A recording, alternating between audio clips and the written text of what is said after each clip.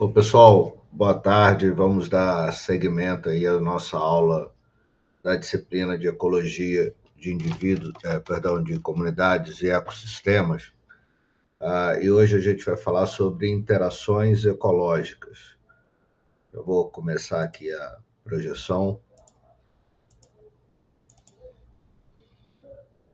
Bom, muita coisa que eu vou falar, provavelmente vocês já viram, pelo menos em parte, na disciplina de ecologia de indivíduos e populações, mas acho que é importante a gente resgatar, né? Quando a gente fala em comunidades, comunidades não é simplesmente um conjunto de indivíduos, né, juntos. Esses indivíduos precisam estar mantendo algum tipo de interação. E existem muitas interações possíveis, né? Isso ocorre ao nível de comunidade, mas ocorre também ao nível de populações.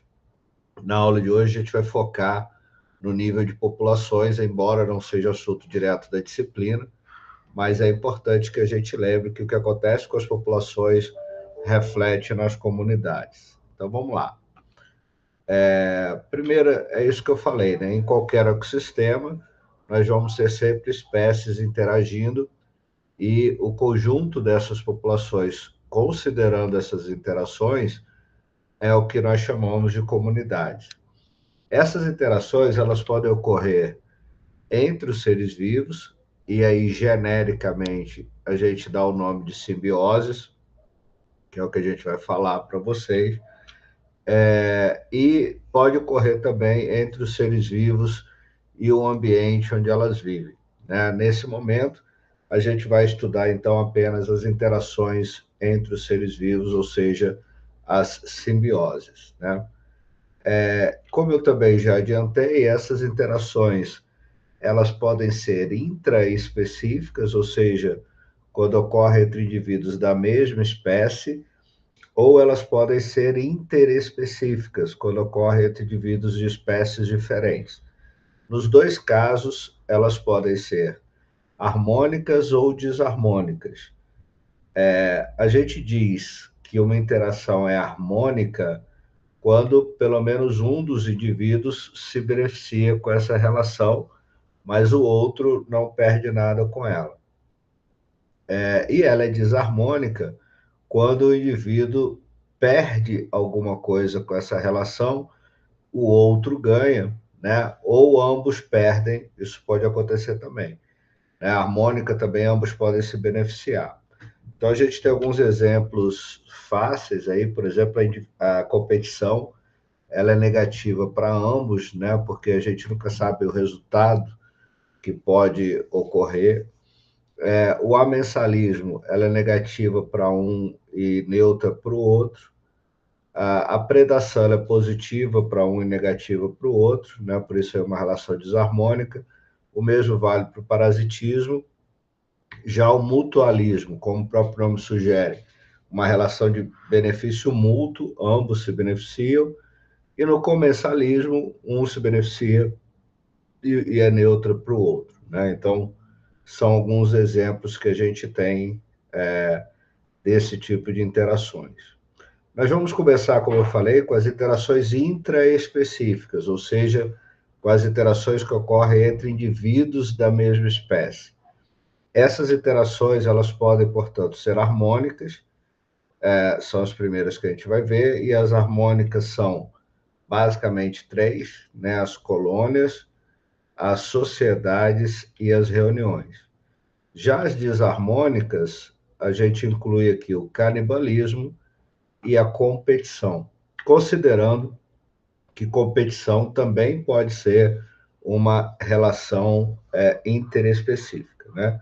Então, a gente tem uma interface entre esses dois modelos. Bom, então a gente vai ver na aula de hoje esses 5 modelos aqui e aprofundar um pouco nisso. Começando, então, com as chamadas colônias, né? Esse é o termo bastante controverso, muito frequentemente usado de forma equivocada. Mas, do ponto de vista do estudo das interações, das simbioses, a gente chama de colônias um grupo de indivíduos obviamente, da mesma espécie, que estão anatomicamente unidos e que podem dividir ou não funções. Então, nesse sentido, a gente tem dois grupos de colônias.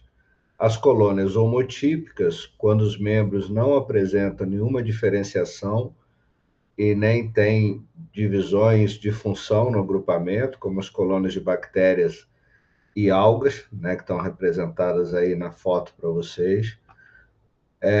Ou a gente tem as colônias heterotípicas, que são aquelas formadas também por organismos da mesma espécie, também fisicamente unidos, mas onde nós vamos ter diferenciações morfológicas e fisiológicas, né? E principalmente as, as colônias heterotípicas se caracterizam por ter uma divisão de funções.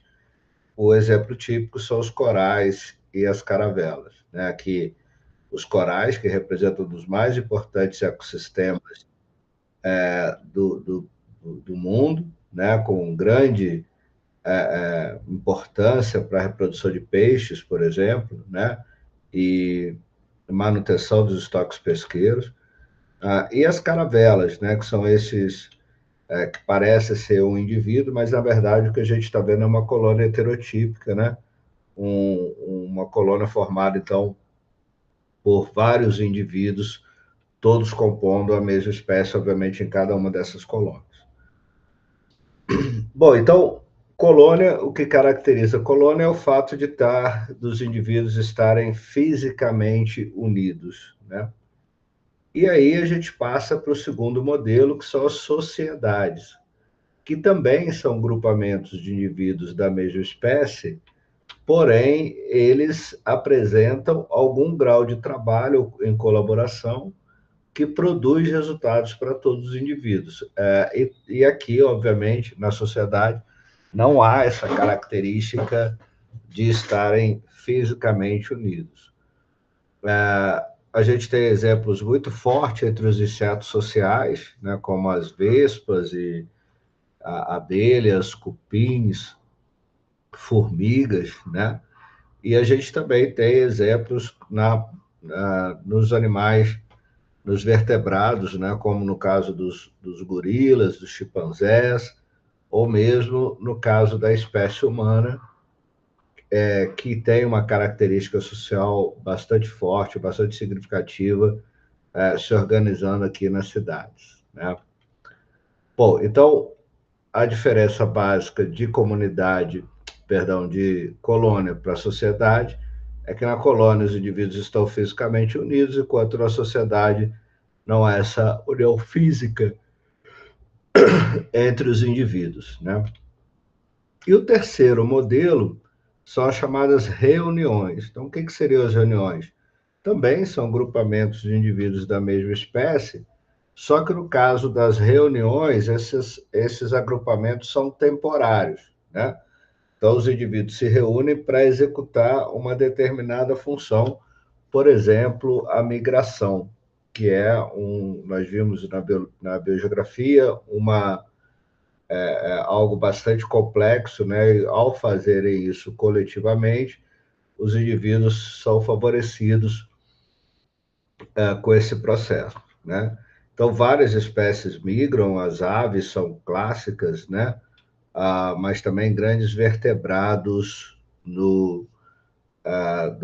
da África, por exemplo, né? Os grandes herbívoros africanos.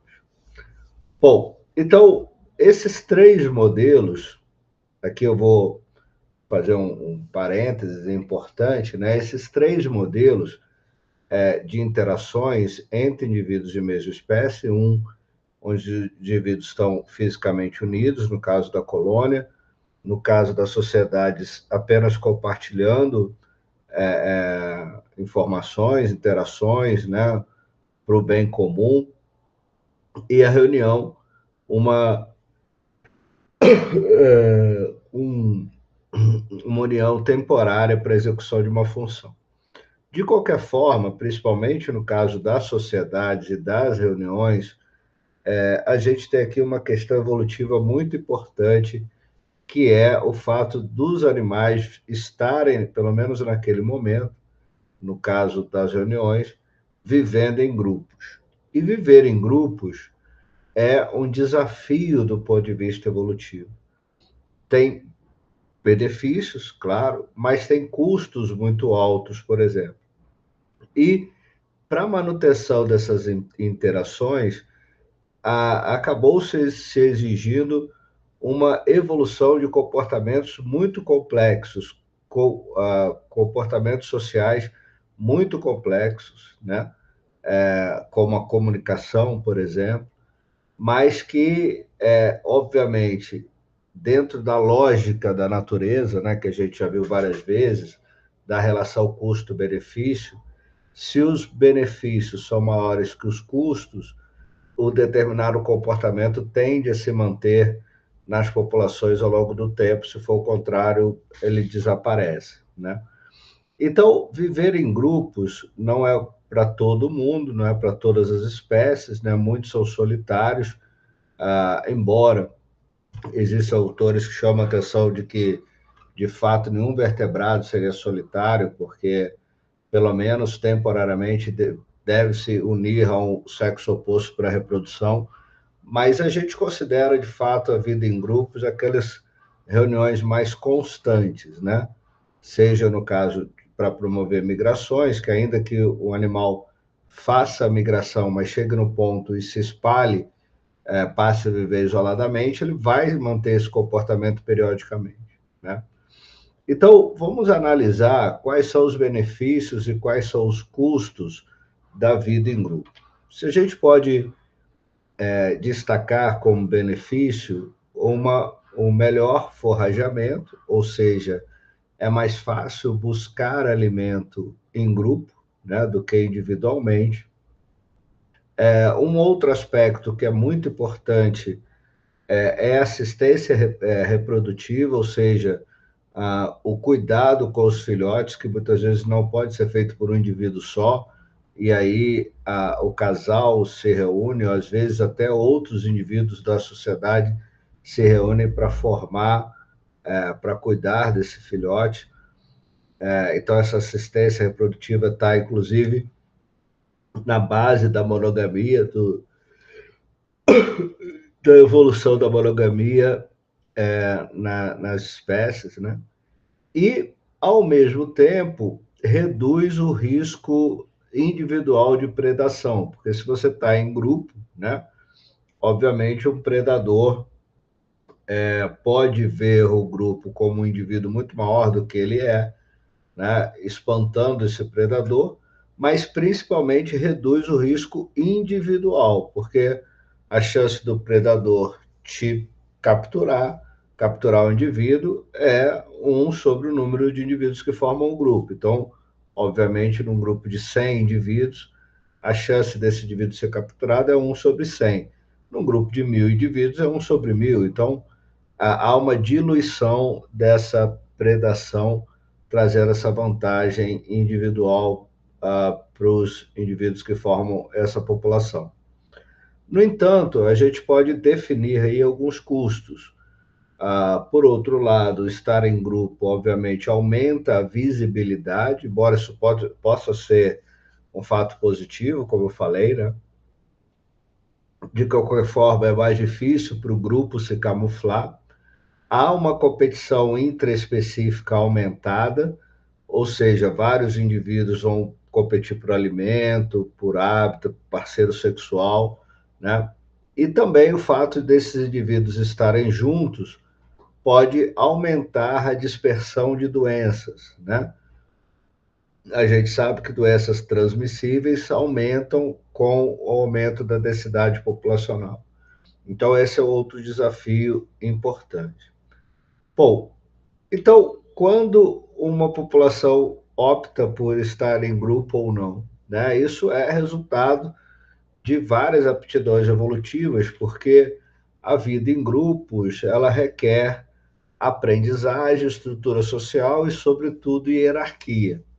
E um dos desafios mais significativos é a comunicação, porque, obviamente, se você vive em grupos, uma sociedade, você precisa comunicar com outros indivíduos desse grupo, né?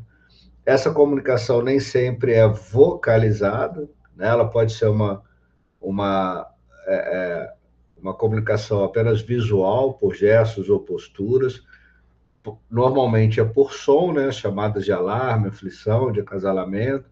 Pode ser por toque ou pode ser também por substâncias químicas, como no caso dos feromônios. Então, aqui a gente tem exemplos disso, né? Em cima, o contato entre dois primatas, né? Também isso aconteceram com formigas, né? Esse contato que formigas fazem tocando as mandíbulas e as antenas, muitas vezes para sinalizar a posição. Aqui à esquerda embaixo, um gorila com uma expressão, né, de agressividade. E o caso clássico dos vagalumes, né, que piscam, emitindo sinais. Esse processo de comunicação é muito evidenciado e foi muito estudado em comportamentos sexuais, comportamento de seleção sexual, que envolve danças, é, comportamentos elaborados e até dimorfismo sexual, como em alguns casos, né, que a gente está vendo macho à direita, né, e a fêmea à esquerda. Isso atinge o ápice em algumas espécies, como no caso do pavão, que usa esse display como comunicação reprodutiva, né, para se exibir para as fêmeas, ou mesmo no caso dos sacos gulares de algumas fragatas, que também tem esse comportamento. Então, há esse comportamento visual, mas há o comportamento também demonstrativo, né, como o caso de danças, ou mesmo alguns comportamentos elevando o corpo, né, tornando-se maior para tentar se proteger de predadores da mesma forma. Então, esse comportamento de defesa, por exemplo, ele é muito importante, principalmente para aquelas espécies que têm substâncias tóxicas no corpo, e que evitam usar essas substâncias tóxicas, avisando aos seus predadores ou aos curiosos, né, que elas têm essa substância. É o caso dos animais muito coloridos na natureza. A gente vai voltar a falar desse tema, né, mas essa questão do tudo que é muito colorido na natureza, a gente tem sempre que desconfiar, porque essa coloração muitas vezes é um aviso de perigo, né, de veneno, alguma coisa assim. Bom, então a vida em grupos, ela envolve muitos comportamentos, né, como cooperação, reciprocidade ou mesmo altruísmo, né? São comportamentos muito elaborados que a gente demorou entender esses processos, né? O processo de cooperação, por exemplo, já é estudado há muitos anos, né? Eu acho que vocês vão ver nesse videozinho aí, por exemplo, esses chimpanzés, vejam, eles estão cooperando para puxar uma bandeja de alimento, né? E essa cooperação, obviamente, ela não se dá espontânea, se dá aqui no caso porque ambos estão alimentados, isso é uma experiência muito clara, desculpa, ambos não estão alimentados, então se um só puxasse, não chegaria ao fim. Então eles aprenderam a cooperar para o benefício comum. Agora, vamos imaginar que o cenário mude um pouco, né? E quando eles não estão mais famintos, né? Ou apenas um deles está faminto, vejo que a cooperação diminui, né? O animal da direita é o que está com fome, da esquerda está alimentado. Vejo que o da direita tem que se esforçar para garantir a cooperação dele. Bom, isso quer dizer que a cooperação não se dá de forma altruísta, né? Mas sim apenas quando isso tem resultados positivos e compensatórios, né? Vejo que aqui, num cenário ainda mais extremo, né? O animal da direita tem que encorajar, às vezes até pela agressão, o da esquerda a cooperar, né? Esse é um experimento bastante clássico que mostra os efeitos da cooperação ou as consequências da cooperação na natureza, né? De alguma forma. Bom, tem uma palestra sobre isso, eu vou deixar disponível no o link aí para vocês assistirem, né? Então, outro componente importante da vida em grupos é o altruísmo, né? O indivíduo ele reduz a sua própria. Na verdade, vamos fazer o seguinte: vamos assistir a palestra, vamos ver como é que vai rodar no YouTube a palestra direitinho para vocês.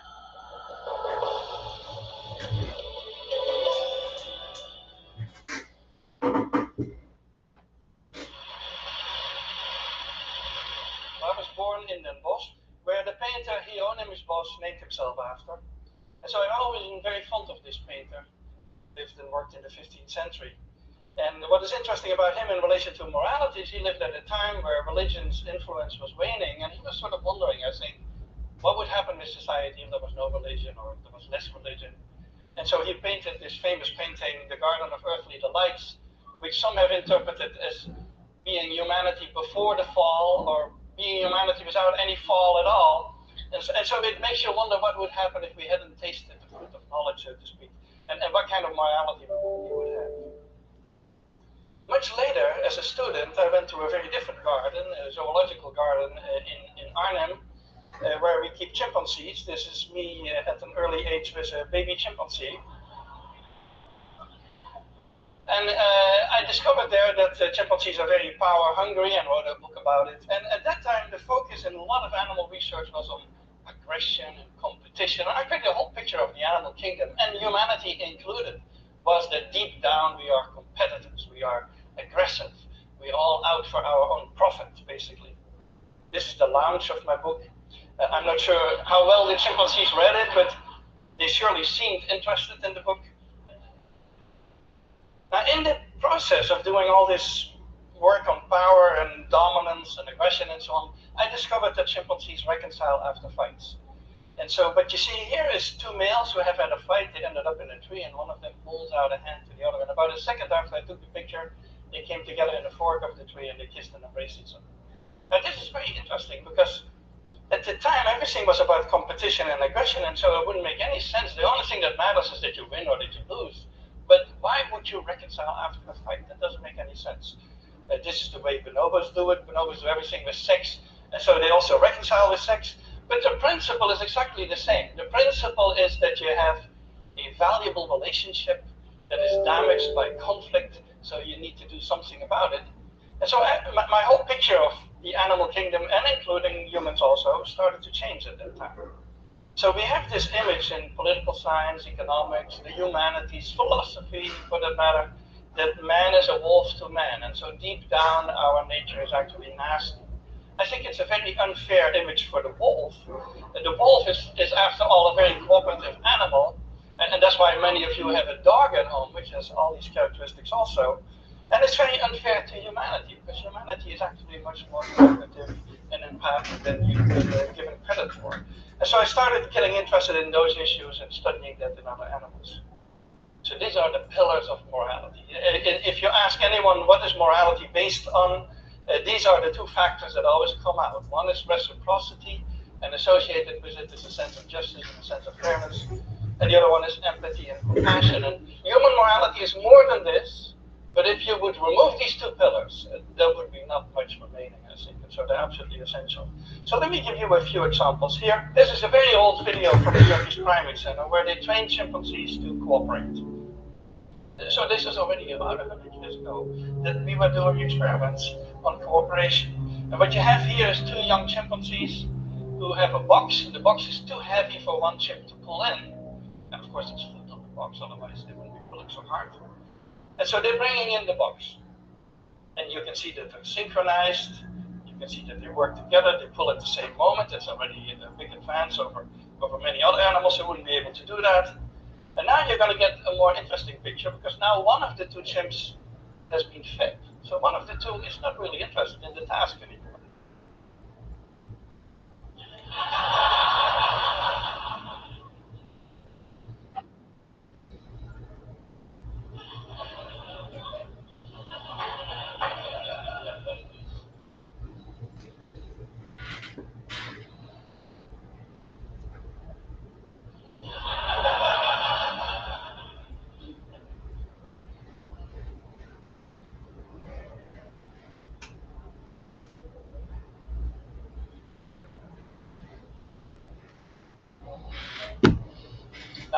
happens at the very end of this.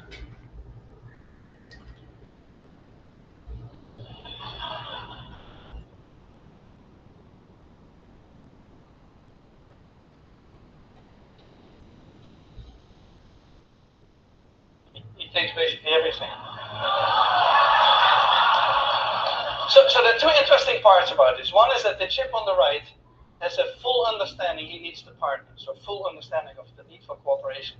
The second one is that the partner is willing to work even though he's not interested in the food. Why would that be? Well, that probably has to do with reciprocity. There's actually a lot of evidence in primates and other animals that they return favors, and so he will get a return favor at some point in the future. And so that's how this all operates. We do the same task with elephants. Now, with elephants, it's very dangerous to work with elephants. And another problem with elephants is that you cannot make an apparatus that is too heavy for a single elephant. Now you can probably make it, but it's going to be a pretty clumsy apparatus, I think. And so what we did in their case, is we do these studies in Thailand with Josh Plotnick, is we have an apparatus around of which there's a rope, a single rope. And if you pull on this side of the rope disappears on the other side. So two elephants need to pick it up at exactly the same time and pull. Otherwise, nothing is going to happen, and the rope disappears. So the first tape you're going to see is two elephants who are released together, arrive at the apparatus is on the left, with food on it. And so they come together, they arrive together, they pick it up together, and they pull together. So this is actually fairly simple for them. There they are.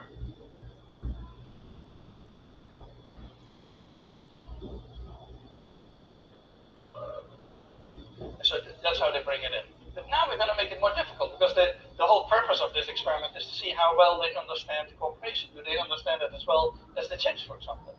And so what we do in the next step is we release one elephant before the other, and that elephant needs to be smart enough to stay there and wait and not pull at the rope, because if he pulls at the rope, it disappears and the whole test is over.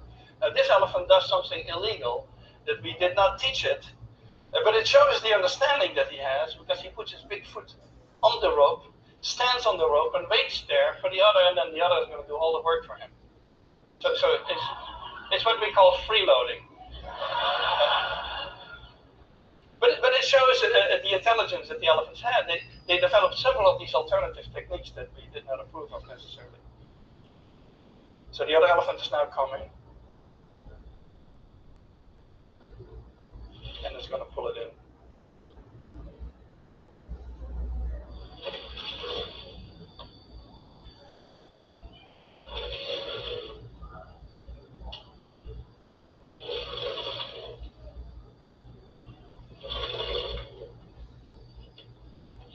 Now look at the other. The other doesn't forget to eat, of course.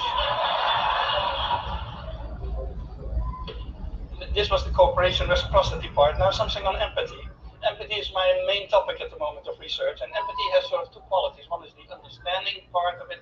This is just a regular definition, the ability to understand and share the feelings of another, and the emotional part. And so empathy has basically two channels. One is the body channel. If you talk with a sad person, you're going to adopt a sad expression and a sad posture, and before you know it, you feel sad. And that's sort of the body channel of emotional empathy, which many animals have. Your average dog has that also. That's actually why people keep mammals in the home and not turtles or snakes or something like that, who don't have that kind of empathy. And then there's a cognitive channel, which is more that you can take the perspective of somebody else. And that's more limited. There's few animals. I think elephants and apes can do that kind of thing, but there are very few animals who can do that. So synchronization, which is part of that whole empathy mechanism, is a very old one in the animal kingdom. And in humans, of course, we can study that with yawn contagion. Humans yawn when others yawn, and it's related to empathy. It activates the same areas in the brain. Also, we know that people who have a lot of yawn contagion are highly empathic. People who have problems with empathy, such as autistic children, they don't have yawn contagion. So it is connected. And we study that in our chimpanzees by presenting them as an animated head. So that's what you see on the upper left, an animated head that yawns. And there's a chimpanzee watching, an actual real chimpanzee watching a computer screen on which we play these animations.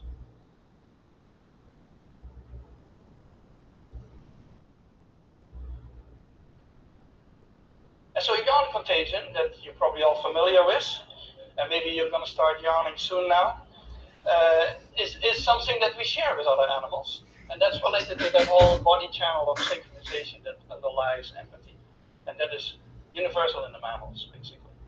Now, we also study more complex expressions. This is consolation. This is a male chimpanzee who has lost a fight, and he's screaming, and a juvenile comes over and puts an arm around him and calms him down. That's consolation. It's very similar to human consolation.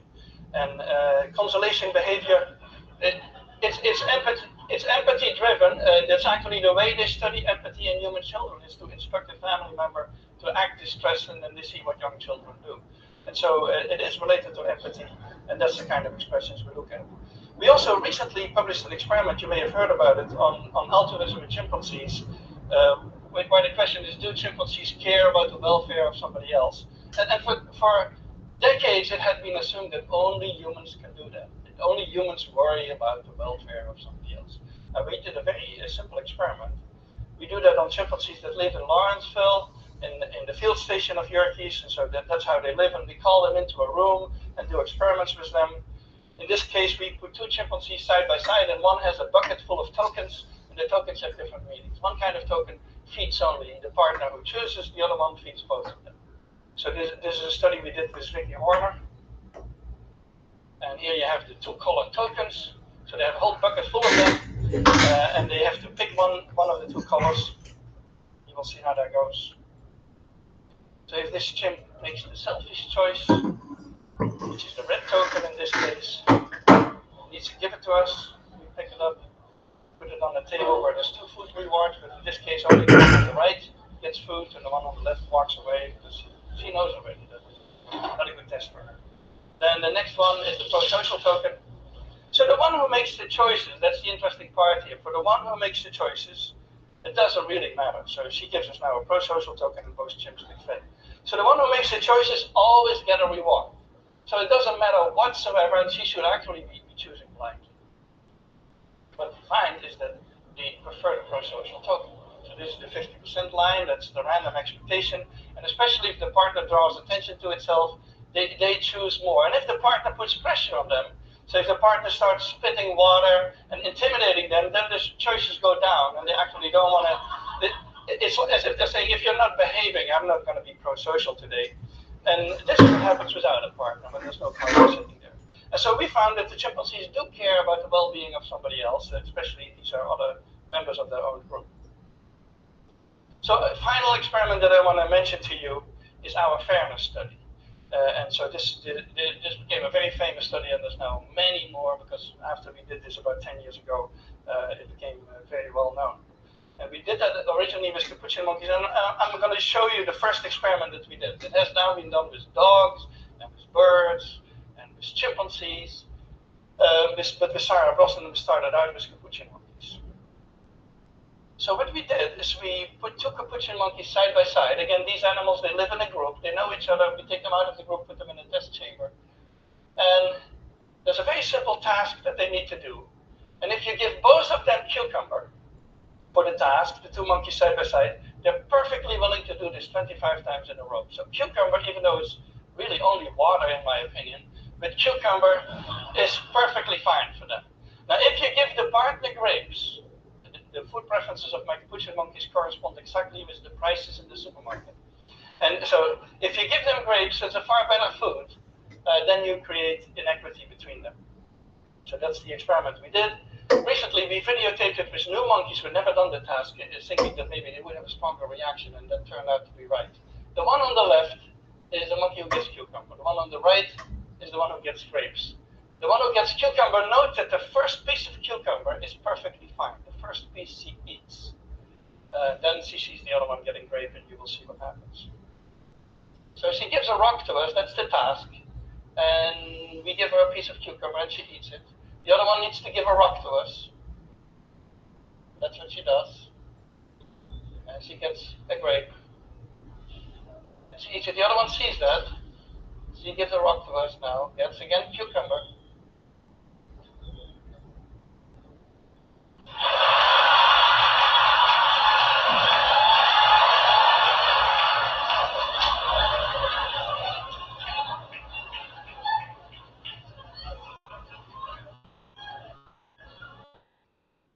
She tests the rock now against the wall. She needs to give it to us.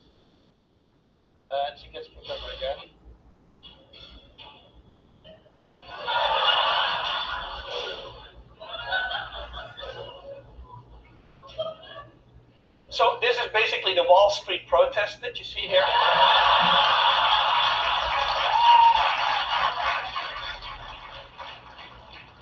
Let me tell you, I still have 2 minutes left. Let me tell you a funny story about this. This study became very famous, and we got a lot of comments, especially anthropologists, economists, philosophers. They didn't like this at all because they had decided in their mind, I believe, that fairness is a very complex issue and that animals cannot have it. And so one philosopher even wrote us that it was impossible that monkeys had a sense of fairness because fairness was invented during the French Revolution. So now, and another one wrote a whole chapter saying that he would believe it had something to do with fairness if the one who got grapes would produce the grapes. Now, the funny thing is that Sarah Brosnan, who's been doing this with chimpanzees, had a couple of combinations of chimpanzees where indeed the one who would get the grape would refuse the grape until the other guy also got a grape. So we're getting very close to the human sense of fairness, and I think philosophers need to rethink their philosophy for a while. So let me summarize. I believe there's an evolved morality. I think morality is much more than what I've been talking about, but it would be impossible without these ingredients that we find in other primates, which are empathy and consolation, pro-social tendencies, and reciprocity in the sense of fairness. And so we work on these particular issues to see if we can create a morality from the bottom up, so to speak, without necessarily God and religion involved, and to see how we can get to an evolved morality. And I thank you for your attention. Muito bem, pessoal. A gente viu aí alguns exemplos de estudos, né, de quão complexo é entender essas interações entre indivíduos da mesma espécie. E uma outra questão que é bastante complexa é o altruísmo, né, que é quando um indivíduo reduz a sua própria aptidão para ajudar outros membros do seu grupo, né? Como nesse caso clássico desses animaizinhos, em que o grupo fica ali escondido e um se expõe para vigiar possíveis predadores. Obviamente, ele está colocando a vida dele em risco, né? Porque ele chama a atenção de predador, mas para proteger o grupo, né? Então, isso é uma outra questão muito importante que mostra que a tendência evolutiva ela é social, ela é coletiva, né? Não são os indivíduos isoladamente que evoluem, mas sim as populações a partir de comportamentos, inclusive altruístas, como o que ocorre com as abelhas, por exemplo, em que a maior parte das abelhas não são reprodutivas, né? E cuidam dos filhotes da abelha rainha, que é a sua irmã, né? Perpetuando, então, os genes da família. Então, os comportamentos têm esse componente evolutivo importante também, bastante complexos para manter a coesão de grupos na natureza, o que é bastante desafiador, né? Bom, então a gente viu aqui as interações intraespecíficas harmônicas, né? Colônia, sociedade e reuniões. Vamos agora às interações intraespecíficas desarmônicas. A primeira seria o próprio canibalismo, né? Que é um tipo de predação mais específica, em que é uma relação desarmônica pelo qual organismos devoram outros da mesma espécie, né? E aí a gente poderia pensar, bom, será que isso faz sentido, né? Do ponto de vista evolutivo, um comportamento ele tende a se manter ao longo das gerações se ele trouxer benefícios, como a gente já falou. E quando a gente vai analisar o canibalismo na natureza, a gente percebe que ele é extremamente comum, né? Seja como um comportamento cotidiano ou como coisas pontuais. Então, muitos animais fazem isso, né? Vespas, até muitos vertebrados, como esse belo esquilinho aí que vocês estão vendo, predando um outro menor da espécie. Então, parece fazer algum sentido o canibalismo, né? E a maioria das espécies, como eu falei, em algum momento de suas vidas, tornam-se canibais sob determinadas condições. Então, a gente tem o canibalismo, por exemplo, em muitos invertebrados, como as lesmas do mar, mas temos também em muitos vertebrados, como jacarés, os dragões de Komodo, né? E mesmo bichos mais carismáticos, como os ursos polares, né?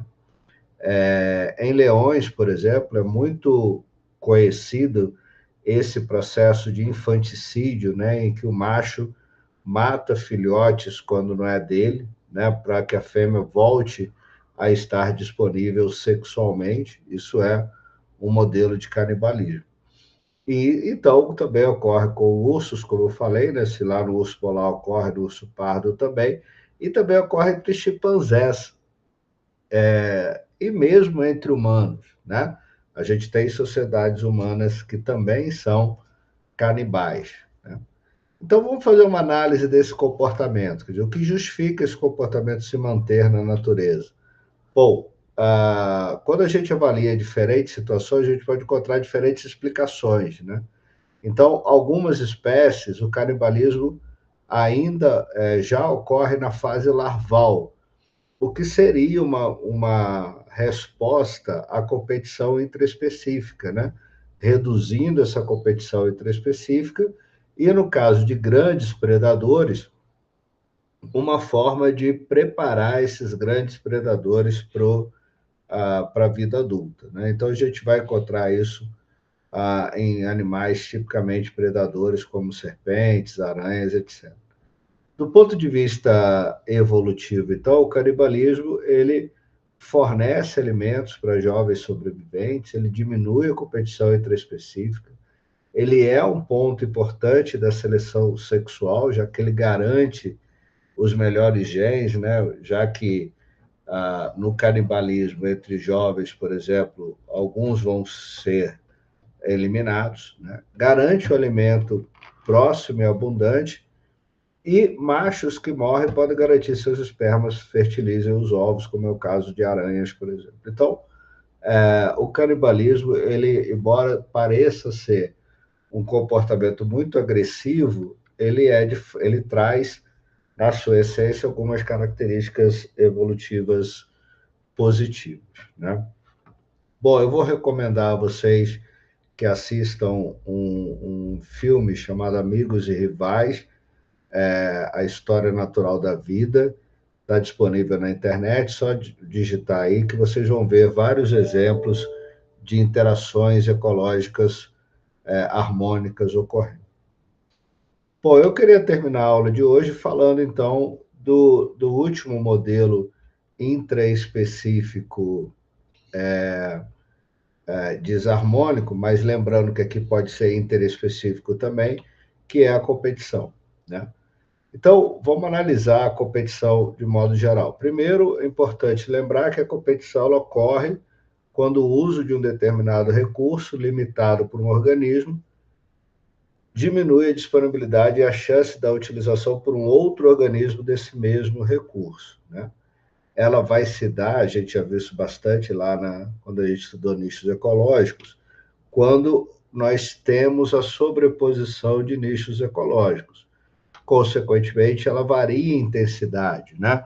Quanto maior a sobreposição de nichos ecológicos, mais intensa é a competição, e essa sobreposição ecológica vai se dar mais entre indivíduos, quanto mais aparentados forem os indivíduos. Por isso que a competição intraespecífica ela é mais agressiva que a competição interespecífica, né? A competição é algo que é estudado há muito tempo, né? Ela é a base dos conhecimentos evolutivos. Então, o Darwin, no seu livro Origem das Espécies, ele disse, né? Como as espécies do mesmo gênero têm normalmente, embora nunca invariavelmente, alguma similaridade em hábitos de constituição e sempre em estrutura, a disputa será geralmente mais severa entre as espécies do mesmo gênero, quando elas entrarem em competição umas com as outras, do que entre espécies de gêneros distintos. É aquilo que eu falei, né? A competição ela varia em intensidade de acordo com o parentesco evolutivo entre as espécies, né? Mas a competição pode ocorrer na natureza mesmo entre grupos muito distintos, né? Então, leões podem competir com hienas, mas hienas podem competir com abutres, e aí pode ter uma competição tripla também, né? Mas, claro, que sempre que tiver fontes de alimentos comuns, né? se a ocupação do nicho é a mesma, a competição vai ocorrer mesmo que não haja, não sejam aparentados muito próximos, né? Por exemplo, esse animal que a gente está vendo aqui em cima, o krill, que é uma espécie de crustáceo marinho, ele é alimento para um monte de espécies, né? E a gente vê aqui também nessas fotos da savana africana, né, uma zebra que pode ser alimento para leões, para hienas ou mesmo para abutres, né? Então, o que define é essa solução de nichos ecológicos. Um fato muito importante, por isso a competição é tida como negativa para ambos, porque não significa que sempre o mesmo indivíduo vai vencer uma competição, né? Então, a competição é sempre um jogo de sorte ali, que depende de uma série de detalhes, e indivíduos competindo em situações diferentes podem ter resultados diferentes. Esse é um estudo feito com plantas aqui, que foram plantadas em diferentes tipos de solo, né? Juntas, e quando cultivadas, então, de acordo com o tipo de solo, se o solo mais ácido ou solo mais calcário, o resultado da competição é bem diferente. A gente pode ver isso aqui nos dois últimos quadrados, né? Mostrando, então, que a competição ela não é só um atributo da espécie, né? Mas também capacidade de vencer a competição, mas também algo relacionado às condições ambientais, né? Bom, então, nesse sentido, a competição ela pode ser indireta ou por exploração, ocorre quando um dado número de organismos de uma espécie ou de espécies diferentes usam um determinado recurso limitado. Nesse caso, a competição não é sinônimo de luta também, né? Então, nesse caso específico, não há um confronto direto entre os indivíduos, mas o que define a competição é a utilização de um mesmo recurso, o que deixa esse recurso, consequentemente, indisponível para outro organismo, né? Então, competição não significa necessariamente luta. Os indivíduos podem competir mesmo sem saber que estão competindo, né? Como, por exemplo, indivíduos que usam o mesmo recurso alimentar, um durante o dia e um à noite. Isso é um exemplo clássico. Ela pode ser por interferência direta, aqui sim, ocorre quando os organismos estão envolvidos na interação, tem algum tipo de malefício ou prejuízo, mesmo quando o recurso não está em falta, né? Envolve confrontos e lutas que podem ser físicas ou apenas demonstrações agressivas, como alguns casos. E a gente ainda tem a competição difusa, que é aquele exemplo que a gente viu de várias espécies competindo e exercendo efeitos sobre outros, né? A gente viu o exemplo da hiena, do abutre e do leão sobre a zebra, né? Bom, competição é um comportamento muito importante, né? Porque são os recursos que mantêm essas populações, né? Então, recursos, e aí quando a gente fala em recursos, é tudo aquilo que traz benefício para a espécie, né? Isso e eles podem, inclusive, de forma sinergética, dar resultados extremamente positivos, como é o caso da combinação de nitrogênio e fósforo, né? Que aplicados isoladamente dão resultado, mas quando juntos dão um resultado muito mais significativo. Então, a gente está falando de algo extremamente precioso na natureza e que acaba gerando a competição por conta dessa preciosidade desses recursos, né? Então, a competição, um dos exemplos mais clássicos de competição intraespecífica é a corte, né, o que ocorre durante o processo de seleção sexual. Normalmente, machos competem por fêmeas, e para atingir esse sucesso, vai desde comportamentos agressivos e lutas até muitos comportamentos elaborados de danças, de displays, de coloração, de comportamentos bastante detalhados, né, e elaborados que trazem como benefício a reprodução sexual, né, inclusive alterando morfologias entre as espécies. Então, sempre que indivíduos da mesma espécie, indivíduos da mesma espécie têm logo necessidades semelhantes, né? Essa demanda pode exceder a oferta, ou seja, você pode não ter recurso disponível para todo mundo, e isso sugere uma competição que traz como resultado a privação ou restrição para alguns indivíduos do grupo, né? E, consequentemente, uma redução da sobrevivência e crescimento ou reprodução de alguns indivíduos. Então, a competição ela é uma forma também que acaba por controlar o tamanho populacional. A gente sabe, por exemplo, que quanto maior a densidade, maior a competição, né?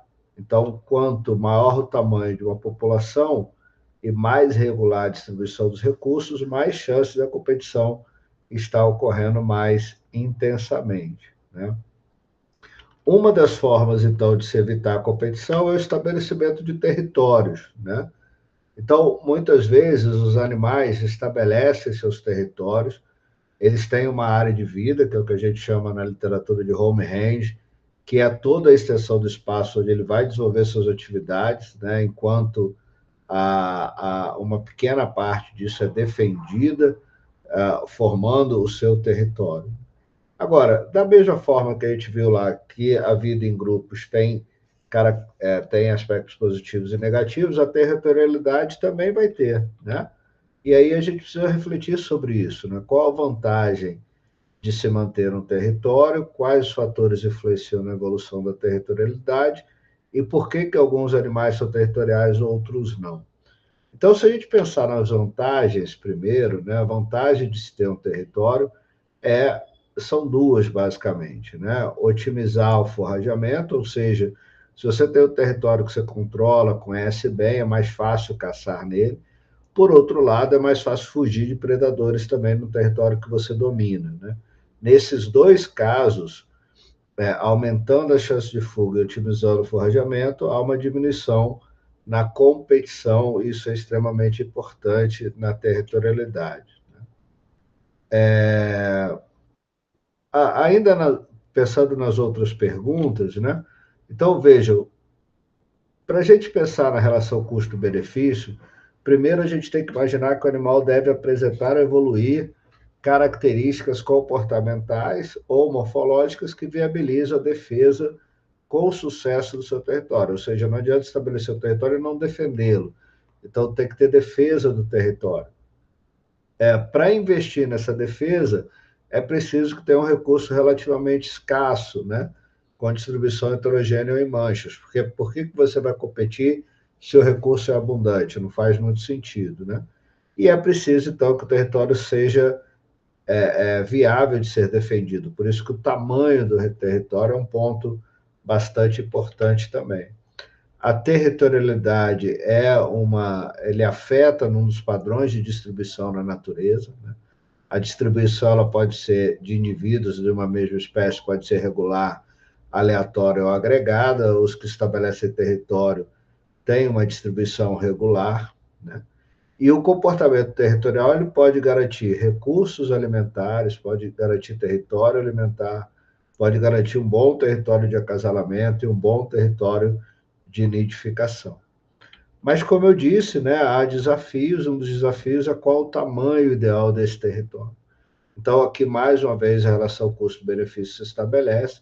O tamanho está muito relacionado ao que se ganha com o aumento da área e o gasto que se tem para defender a área. Então, normalmente, um tamanho médio é o que é significativo.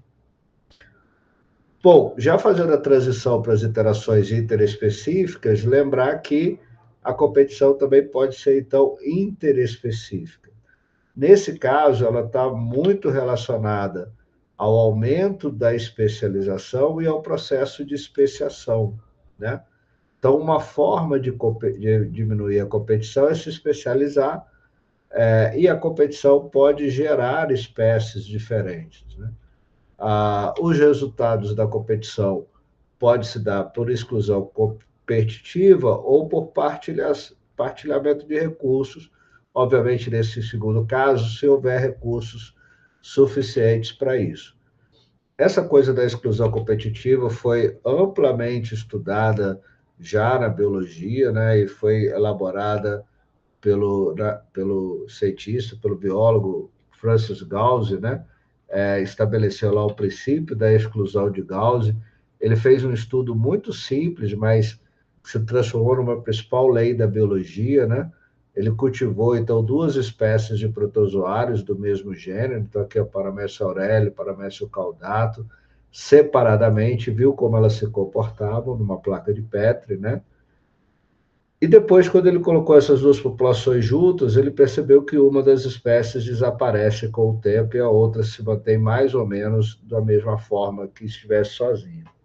Então, a partir dessas observações, ele estabeleceu o chamado princípio da exclusão do Gauss, que diz que em um mesmo ecossistema, duas espécies diferentes podem ter o mesmo hábitat, porém nunca terão por muito tempo o mesmo nicho ecológico, já que a competição leva ao desaparecimento de uma delas, né?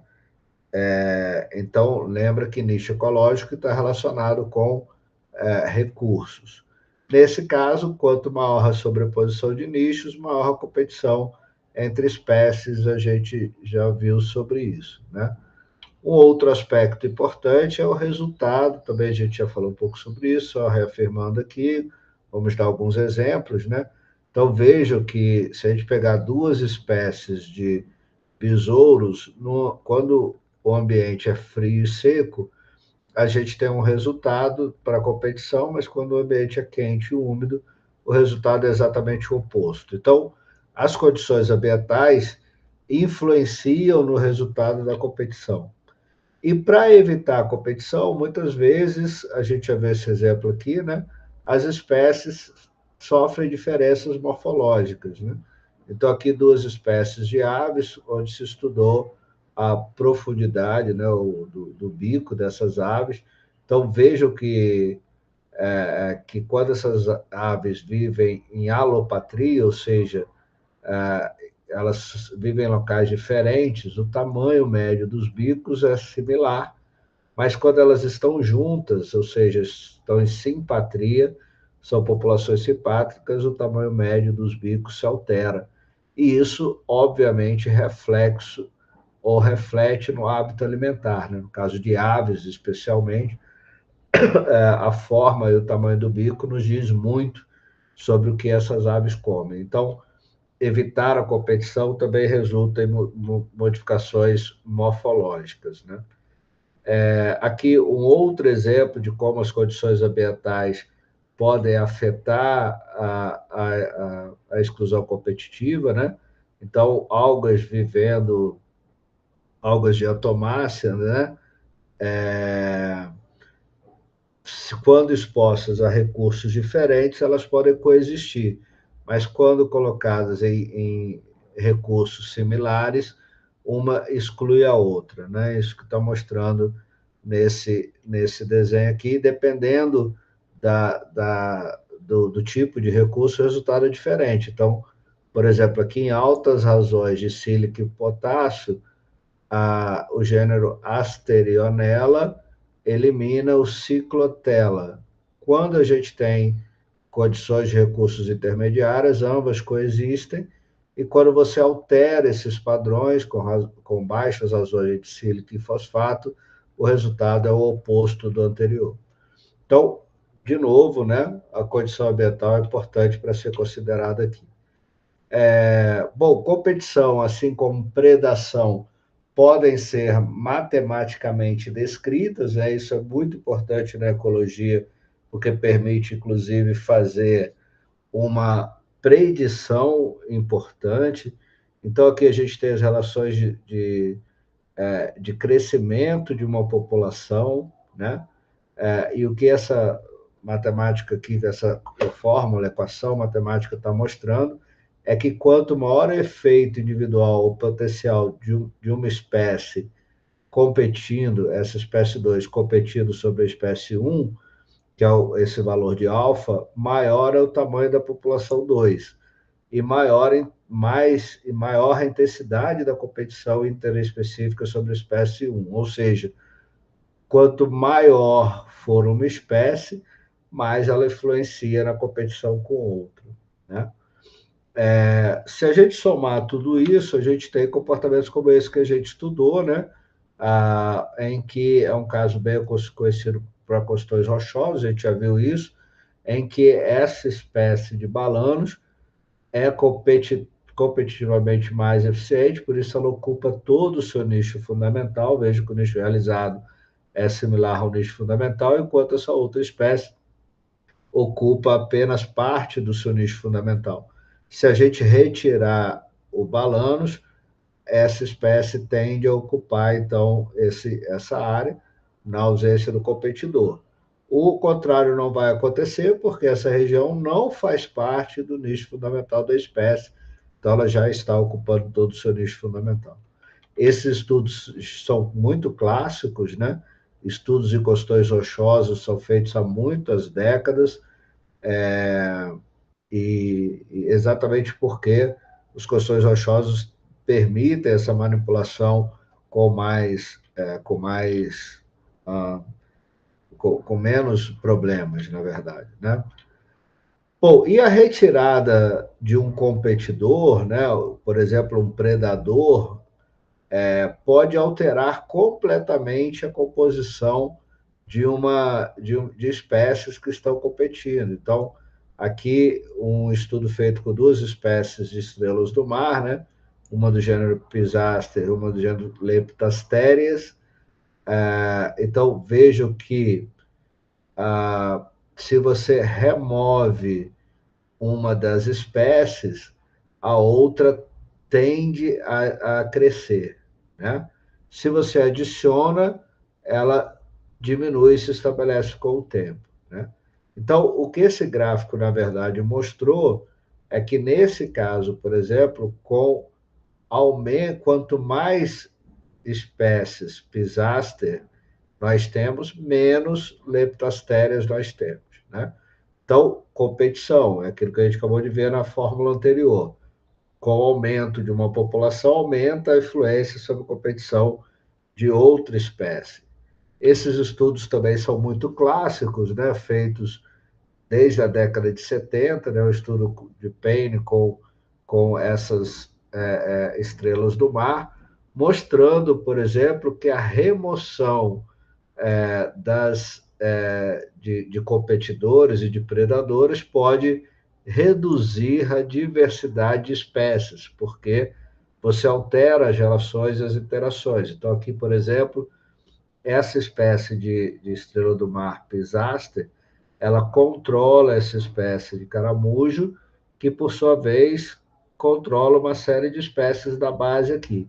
Se você reduz ou retira essa espécie de caramujo começa a aumentar, eliminando inclusive algumas das espécies da base, por isso a gente tem menos espécies após a remoção de um predador de topo. Isso é bem conhecido para estrelas do mar, mas também é bem conhecido para estudos com girinos, né? Então, aqui, com um número grande de predadores, a gente tem 3 espécies de girino crescendo substancialmente. Quando retira-se o predador, as taxas de crescimento reduzem e apenas uma das espécies tem um crescimento um pouco maior. Bom, finalmente, né, chegando à conclusão, né, é importante a gente lembrar sempre dessa relação da competição com a largura de nicho, né? Então, quanto a maior a competição, mais especializados são. Obviamente, as consequências são diferentes quando ela é intra ou interespecífica, né? Então, no caso da intraespecífica, à medida que a população cresce e aumenta a competição entre os indivíduos, nós vamos ter uma tendência de uma parcela cada vez maior da população utilizar recursos subótimos. Lembra lá do gráfico de nicho que a gente estudou, que são alimentos ou hábitats menos adequados, o que faz com que o nicho da espécie fique mais largo e mais amplo, né? Porque ela vai ter que ir para essas áreas subótimas. Já no caso de espécies diferentes, há uma tendência a cada uma das espécies a usar parcela dos recursos, reduzindo ou especializando o nicho, né? Uma tendência à especialização, de modo a reduzir o potencial de competição entre elas. Então, a competição ela tem consequências diferentes quando é intraespecífica ou interespecífica, no caso da redução de nichos, né? Então, aqui a gente está mostrando, por exemplo, uma taxa exponencial do aumento de uma população que cresce logisticamente em função de uma densidade. Então, vejam que mesmo quando a competição intraespecífica força essa taxa de crescimento, a população continua a aumentar até que seu tamanho seja igual à capacidade de suporte. Então, capacidade de suporte aqui, taxas potencial de aumento, né? Uma taxa de crescimento per capita decrescente expressa a influência da competição intraespecífica. Então, quanto maior a densidade populacional, menor a taxa de crescimento até a capacidade da suporte do ecossistema, né? E aqui mostra a competição interespecífica, né? Reduz o nível de equilíbrio de uma população abaixo da sua capacidade de suporte. A taxa exponencial de aumento da espécie 1, em função da sua densidade populacional, é mostrado sob uma competição puramente intraespecífica e sob níveis baixos e altos de competição interespecífica. Então, os resultados são diferentes, lembrando, a competição intraespecífica leva a uma ampliação do nicho, com a busca de regiões subótimas, né? Enquanto a competição interespecífica leva a um processo de especialização e até mesmo especiação. Bom, então, concluindo, pessoal, alguns aspectos aqui para a gente não esquecer. Primeiro, a competição sempre se dá por recursos, né? A compete-se por recursos. A competição é maior entre indivíduos filogeneticamente mais próximos. Para haver competição não é necessário combate, nem contato, nem luta, né? E sempre que duas espécies ocuparem o mesmo nicho ecológico, vai ocorrer competição. E lembrar, por fim, que a competição pode ser intraespecífica ou interespecífica. Bom, é isso, pessoal. Espero que vocês estejam acompanhando aí no livro, né? Tem muito material aí disponível para vocês estudarem e bons estudos, então. Qualquer coisa, eu estou aqui à disposição para ajudar e para contribuir com algumas dúvidas que eventualmente vocês têm. Ok? Então, beleza. Até a próxima aula, então. Valeu.